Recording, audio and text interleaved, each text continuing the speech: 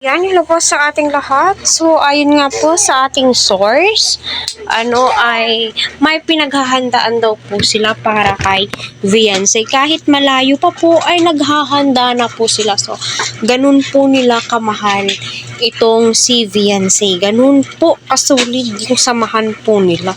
O, diba? Napakabait. So, ayan, shout out po sa lahat ng Team EDSI out there. Sana ay nasa mabuti po kayong kalagayan. Patuloy po natin suportahan si Kalinga Prab, Kuya Bal, at ang buong team. Please wag po natin skip ang kanilang ads. Para sa ganun nga po ay syempre marami pa pong kababayan po natin ang kanilang malingap at ang kanilang matulungan. Kasi yun naman po talaga yung hangarin, advocacy ng bawat isa, diba? So, marami nga po ang natutuwa sa mga nababasa po nila, especially yung mga comments nga po ng mga supporters out there. Kahit sino naman po ay magagalak kung totoo man po ito. Kung totoo naman po ito, siguro napakadaming masisiyahan.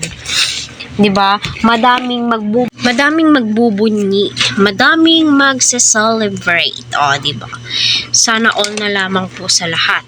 Sana all na lamang po talaga kay Viancy, kasi bless po siya binibless po siya mas lalo po siyang binibless.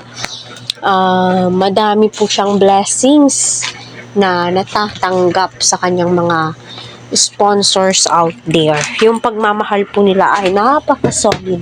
Ika nga po nila, malayo pa pero pinaghahandaan na ang alin ng kanyang birthday po, mga ka-Team EDSI.